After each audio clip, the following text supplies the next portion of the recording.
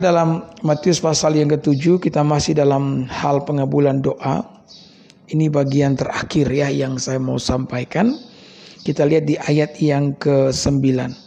Adakah seorang daripadamu yang memberi batu kepada anaknya jika ia meminta roti, atau memberi ular jika ia meminta ikan? Jadi jika kamu yang jahat tahu memberi pemberian yang baik kepada anak-anakmu, apalagi Bapamu yang di sorga, Ia akan memberikan yang baik kepada mereka yang meminta kepadanya. Ya, puji Tuhan. Ya, jadi Alkitab mengatakan, saudara-saudara, bahwa tidak ada di antara kita yang akan memberi batu kepada anak yang meminta roti, atau memberikan ular kepada anak yang meminta ikan. Kemudian Yesus mengatakan, kalau kamu Bapa yang jahat tahu memberikan pemberian yang baik, apalagi Bapamu yang di sorga, Dia akan memberikan yang baik kepada mereka yang memintakan kepadanya. Jadi saudara, kita tuh berdoa ya, kita meminta kepada Tuhan karena kita memiliki alasan. Alasan yang pertama saya sudah sampaikan itu kemarin sore, sehingga saudara nanti bisa mendengarkannya kembali ya, karena khotbah ini khusus pengabulan doa itu berseri saudara ya. Saya bagi menjadi 4 seri ya, dan ini seri yang terakhir. Jadi kita tuh berdoa alasannya karena kita penuh dengan keterbatasan, penuh dengan kelemahan. Saya sudah mengatakan bahwa tidak ada manusia yang sempurna. Siapapun itu memiliki kekurangan dan keterbatasan. Ya, semua tokoh-tokoh dalam Alkitab kecuali Yesus itu punya kelemahan, punya keterbatasan. Bahkan meskipun kita memiliki yang namanya kelebihan. Kelebihan kita ini kadang-kadang saudara-saudara tidak bisa menutupi kekurangan yang kita miliki. Kekurangan yang kita miliki sama seperti danau luasnya. Sementara bakat kelebihan yang kita punya sama seperti segenggam garam. Kita tidak bisa menggarami danau hanya dengan segenggam garam. Ya, ketika engkau menaburkan garam itu ke danau, garam yang hanya segenggam itu dengan tujuan untuk menggarami danau, maka itu adalah tindakan yang sia-sia. Sama halnya juga saudara, kita tidak bisa menutupi kelemahan kita, kekurangan kita dengan kelebihan yang kita miliki. Ya, kita hanya bisa melakukan itu pada saat kita berdoa. Kita mengandalkan Tuhan, kita mengharapkan Tuhan bekerja di dalam kehidupan setiap kita. Jadi ingat saudara-saudara ya, bahwa kita tuh berdoa karena kita ini adalah manusia yang penuh dengan keterbatasan. Yang kedua, hari ini saya sampaikan kenapa kita berdoa. Kita berdoa tuh saudara-saudara karena Allah itu baik. Amin. Kita berdoa karena Allah itu baik saudara di dalam kehidupan setiap kita. Kita memiliki sebuah keyakinan di dalam diri kita ya, bahwa Allah itu baik, dan inilah yang membuat saya dan saudara didorong untuk berdoa. Kalau Allah itu tidak baik ya, keberanian apa yang kita miliki untuk memohon kepada Allah? Tentu saja kita tidak memiliki keberanian ya untuk meminta kepada Allah. Tetapi karena kita tahu bahwa Allah itu baik, maka kita datang kepadanya memohonkan ya doa-doa kita kepadanya. Bahkan dalam Mazmur pasal 34 ayat yang ke-8 dikatakan dengan jelas ya, bahwa lihatlah, kecaplah dan lihatlah betapa baiknya Tuhan itu, bahwasanya untuk selama-lamanya kasih setianya ya. Jadi Allah itu baik. Kebaikan Allah itu, kata Alkitab ya, mengatasi segala sesuatu. Karena kebaikan daripada Allah itu tanpa pamrih ya. Ketika Tuhan memberi tulus dan ikhlas tanpa menuntut balasan. Berbeda dengan manusia kan, kadang-kadang ketika manusia memberi ya, selalu di sana ada tuntutan ya, tidak ikhlas. Ketika memberi tidak tulus, maka ketika apa yang diberi tidak mendapatkan balasan yang sepadan, maka kadang-kadang yang memberi menjadi sedemikian kecewa. Ya, maka Saudara, manusia itu memang berbeda dengan Tuhan. Ya, ketika Tuhan memberi, dia memberi dalam keikhlasan, dia memberi dalam ketulusan, dan Tuhan tidak pernah menuntut balasan untuk apa yang dia berikan di dalam kehidupan setiap kita. Ya, kalau kita melihat kehidupan dari seorang yang bernama Yabes pada 1 Tawarik 4 itu ayat 9 dan 10, saudara mungkin sering menyanyikan lagunya. Lagu Yabes tuh, kiranya Engkau memberkati aku berlimpah-limpah. Itu doa Yabes yang dibuat menjadi lagu. Saudara, ternyata kehidupan Yabes dalam Alkitab itu dicatat cuma 2 ayat loh. Dalam 1 Tawarik 4 ayat 9 dan ayat yang ke-10. Ya, itu catatan tentang Yabes. Ya, di mana di ayat yang ke-9 Yabes itu dikatakan sebagai orang yang menderita. Bahkan Yabes itu artinya penderitaan. Kenapa? Karena ketika emaknya, mamanya melahirkan dia dalam kesakitan. Ya, kita tahu lah, tidak ada ibu-ibu yang melahirkan dalam kesenangan, ya kan? Semua ibu-ibu itu melahirkan dalam kesakitan. Mau melahirkan normal maupun sesar, sama-sama akan sakit. Ya, kalau normal sakit pada saat melahirkan, kalau sesar sakit pada saat selesai melahirkan. Betul enggak? Semua ibu-ibu sakit pada saat melahirkan, tetapi khusus untuk Yabes ada penderitaan yang melebihi daripada penderitaan yang biasanya dialami oleh ibu-ibu yang melahirkan. Mamanya Yabes benar-benar sangat menderita ketika melahirkan dia. Maka di dalam kesakitan itu ketika Yabes lahir, dia dikasih nama Yabes yang berarti penderitaan itu sendiri. Nah, ternyata saudara, ketika namanya dikasih, ketika dia diberi nama Yabes, penderitaannya ternyata berlanjut dalam hidupnya. Ya, dia terus merasakan penderitaan lepas penderitaan. Maka saudara-saudara, ketika dia mengalami penderitaan yang tiada henti-hentinya, maka kita mengatakan di ayat yang ke-10 Yabes pun berdoa. Dia berkata, Bapa Tuhan, permuliakanlah aku. Artinya dia meminta Tuhan mengangkat dia sedikit lebih tinggi daripada saudara-saudaranya. Dia meminta Tuhan memberkati usahanya, memperluas daerahnya, bahkan menyertai dia dalam perjalanan kehidupannya. Dan Alkitab mengatakan Tuhan pun mengabulkan permintaan daripada Yabes. Maka cerita Yabes selesai. Ya, saudara tidak akan menemukan ceritanya lagi, ya, karena cerita Yabes hanya dimuat 2 ayat, saudara-saudara, di dalam 1 Tawarik 4 ayat 9 dan 10. Nah, kisah Yabes ini mengajarkan apa? Ya, ketika Tuhan memberkati seseorang tanpa pamrih. Ya, tidak ada catatan bahwa kemudian Yabes, katakanlah ya, dia menggunakan berkat Tuhan untuk berbuat baik, ya kan? Yang walaupun memang ketika kita mengalami berkat Tuhan, jangan lupa untuk berbuat baik. Karena di dalam setiap berkat yang kita miliki, di sana kadang-kadang ada titipan berkat orang lain yang Tuhan taruh, saudara, ya, di dalam perbendaharaan kita. Ya, karena Tuhan melihat engkau dapat dipercaya, ya, maka Tuhan ingin memberkati orang lain melalui saudara. Itulah sebabnya kadang-kadang di dalam berkat yang kita terima daripada Tuhan ada bagiannya orang lain. Betul ya. Tetapi kalau kita membaca kisah Yabes, saudara, Yabes tidak pernah katakanlah berbuat baik atau apalah begitu ya dengan semua berkat yang telah diterima daripada Tuhan.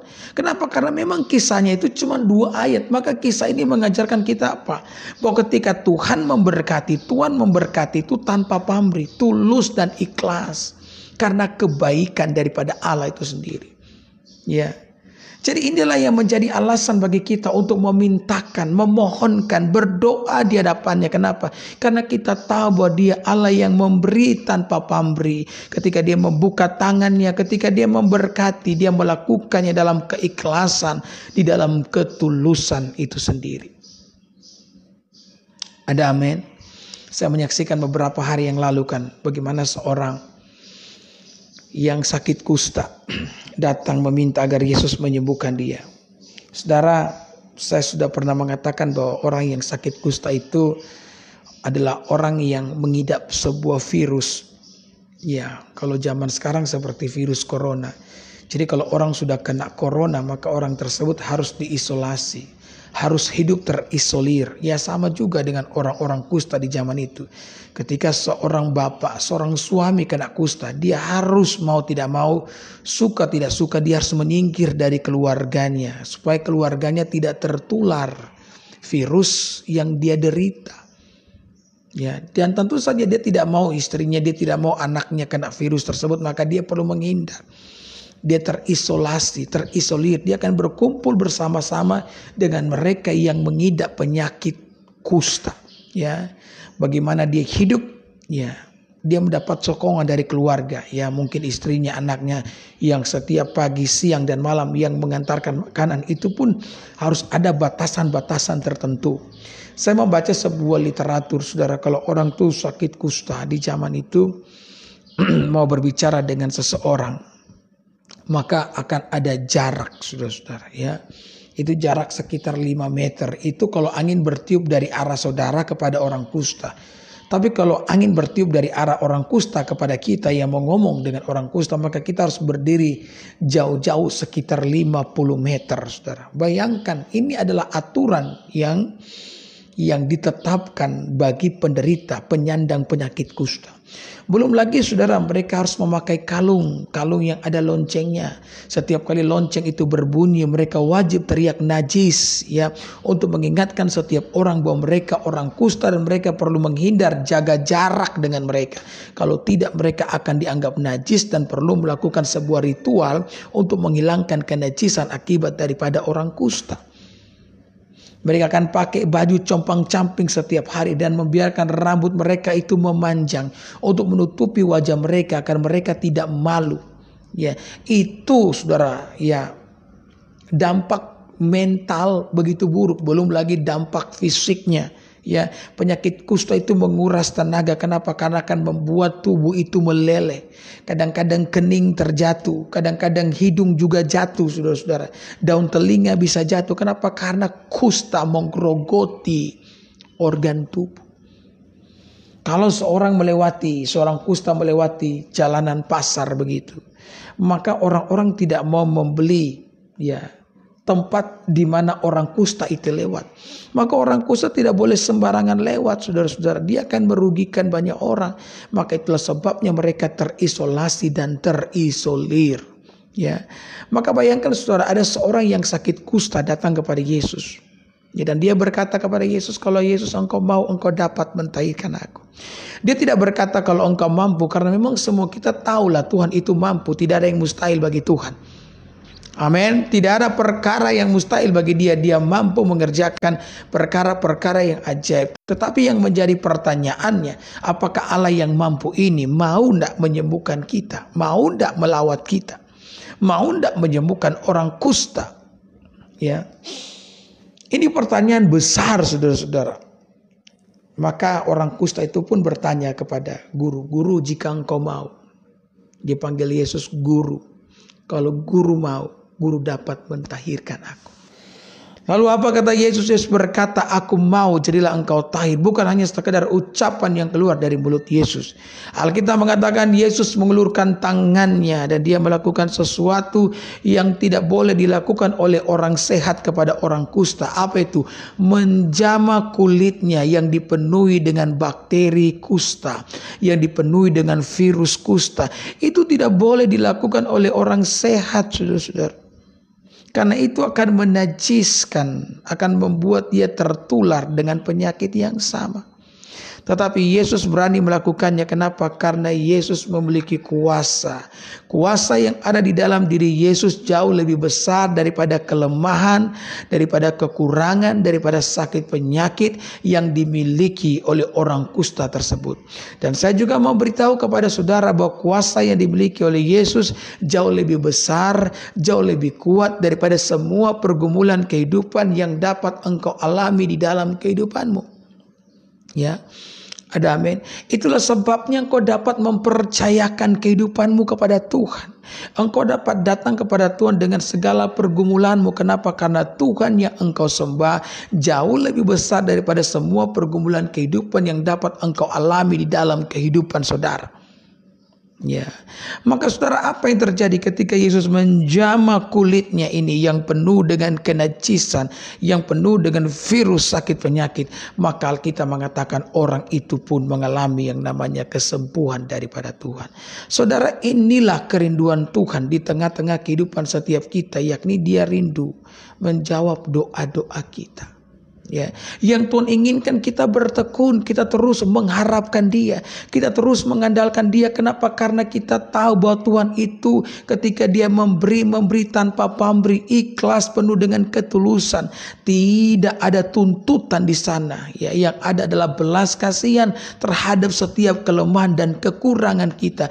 Tuhan rindu menyatakan kuasa-Nya supaya saya dan saudara boleh bersuka cita di dalam kehidupan ini oleh karena kebaikan yang daripada Tuhan. Ya, kemudian orang berkata kepada saya, Pak Pendeta, kalau misalkan Yesus itu ya memberi dengan ketulusan, keikhlasan tanpa tuntutan di sana, kenapa Yesus mengharapkan orang-orang memuji Dia? Ya, jadi ada ayat di mana ketika Yesus menyembuhkan 10 orang kusta, nah yang berbalik bersyukur cuma 1 orang, itu pun orang Samaria. Nah, orang Samaria bagi orang Yahudi itu orang kafir, saudara. Yang lain itu orang Yahudi justru tidak kembali dan bersyukur kepada Yesus. Yang kembali dan bersyukur kepada Yesus hanya ya orang Samaria ini.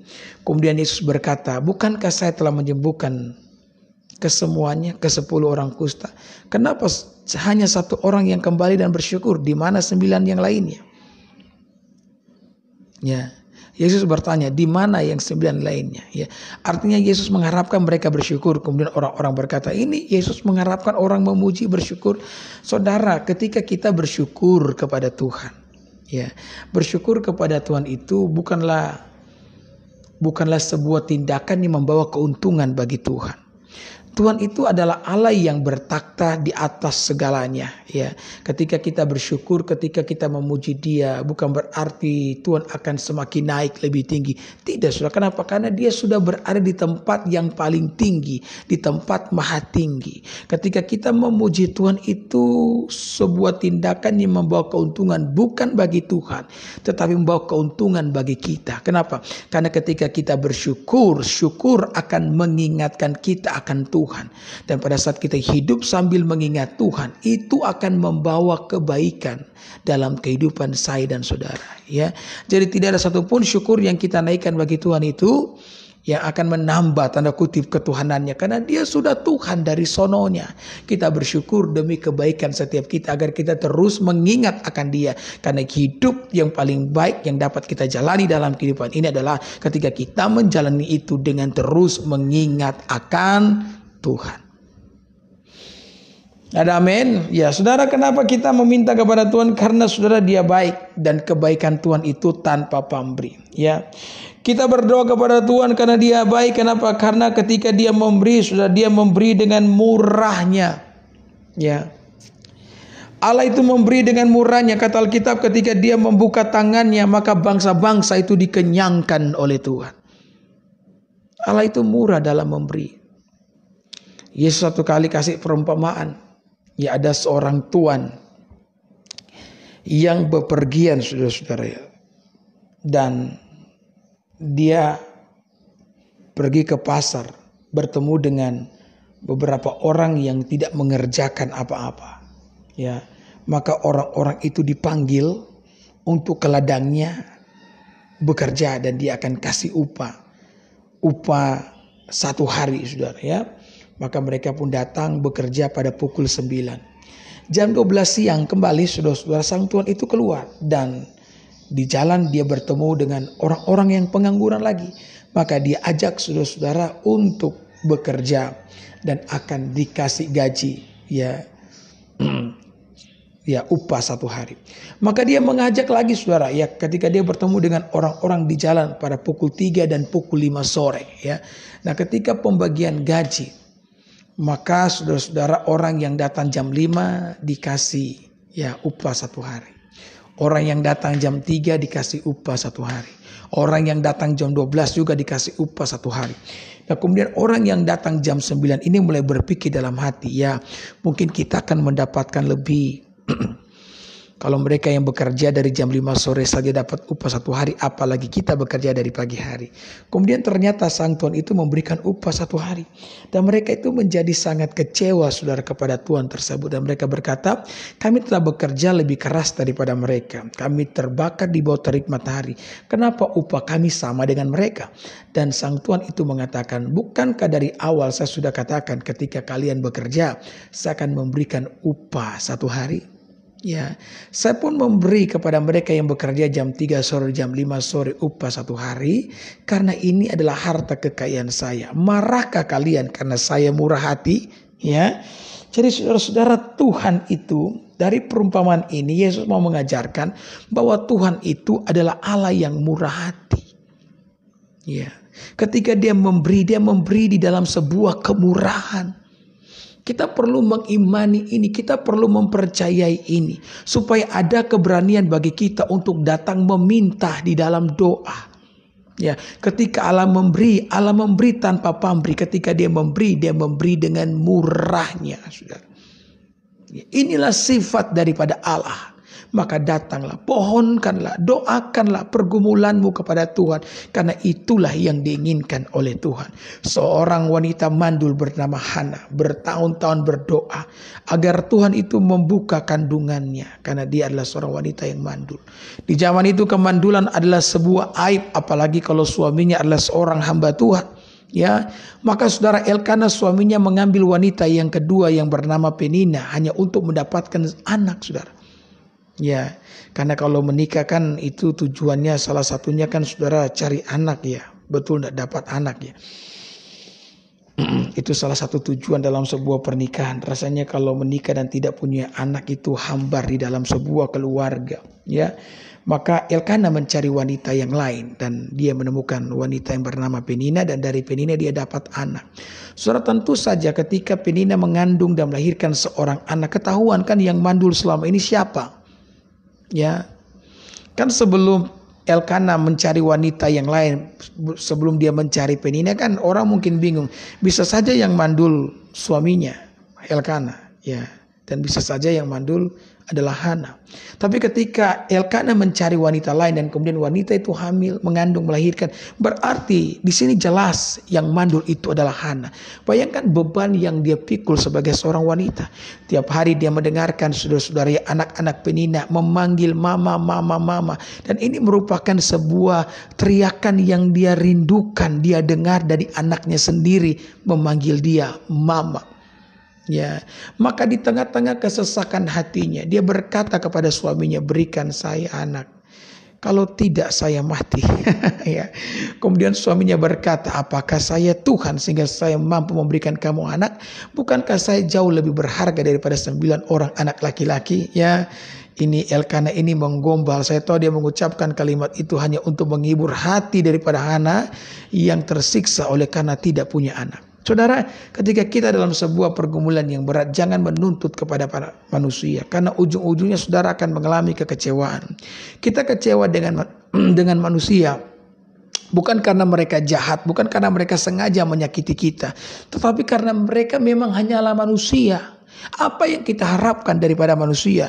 Ada begitu banyak orang Kristen yang hari-hari ini mengalami yang namanya kekecewaan. Kenapa? Kita kecewa karena ekspektasi kita yang kita tetapkan, yang kita letakkan kepada manusia. Yang namanya harapan itu tidak boleh ditaruh pada manusia. Harapan hanya boleh ditaruh kepada Allah. Karena ketika engkau menaruh harapanmu kepada manusia, jangan heran jika engkau mengalami yang namanya kekecewaan. Maka penting bagi saudara untuk mengharapkan Tuhan di dalam kehidupan ini. Maka Hana pun berdoa. Pada saat Hana berdoa, Hana menangis di hadapan Allah. Ya, dia memohonkan agar Tuhan membuka kandungannya. Dia berdoa kepada Allah yang mengasihi tanpa pamrih, kepada Allah yang murah dalam pemberian. Maka apa yang terjadi? Saudara, Hana pun melihat mujizat terjadi di dalam kehidupannya. Sama-sama kita berharap dan percaya bahwa akan ada mujizat dan kebaikan Tuhan terjadi dalam kehidupan kita pada saat kita mau datang bermohon, berdoa kepada Allah yang murah, kepada Allah yang memberi tanpa pamrih di dalam kehidupan setiap kita. Amin. Amin, amin, amin, amin. Puji Tuhan. Mari kita berdoa. Terima kasih Tuhan Yesus.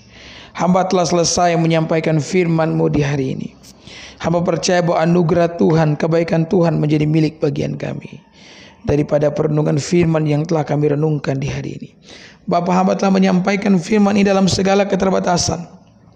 Tapi hamba percaya bahwa Tuhan sendiri yang akan bekerja dan menyatakan kuasa-Nya bagi setiap umat-Mu di hari ini, sehingga umat-Mu mengalami pengertian, memahami bahwa Engkau sendiri mendorong kami untuk berdoa, karena Engkau Allah yang memberi tanpa pamrih, dan Engkau memberi dengan murahnya di tengah-tengah kehidupan kami. Apapun yang menjadi pergumulan